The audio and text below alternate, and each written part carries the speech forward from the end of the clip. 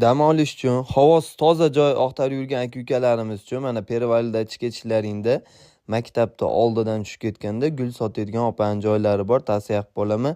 Eng asosiysi oilaviy kesalaynan bo'larkan, salqin, soyda bo'ylari va tog'da bag'rida juda ham yaxshi joy ekan. Hamma sharoitlari bor. Narxlari ham arzon.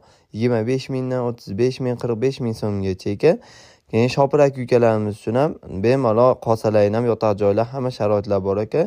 Arzongina mana shu binoda oldidan cho'rasa, shu yerda gul sotadigan opamiz.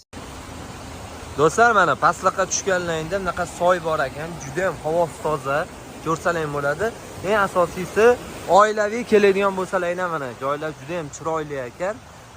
Oilaviyga kelgan bir kishiga 25 ming, 30 ming, 35 ming ekan har xil. Endi bitta odamni katta kichikligiga qarab yosh bolalarga olinmas ekan mana.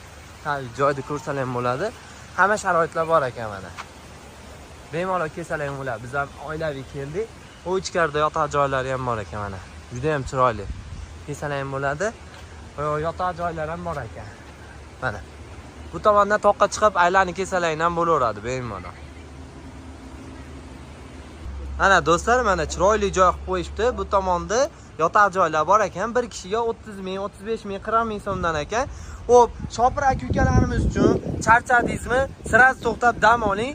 Yo'lda ikkinchi tunneldan o'tganingizda gul, olma sotishadi. Shu tashqaridan ham video qilib qo'yaman. Kelib dam olib, misol 3-4 soat dam olsalaring ham bo'ladi. Bir kun dam olib, xotirjam yorug'da yana uyingizga, oila bag'ringizga eson-omon shashilmasdan yetib olsalaring bo'ladi.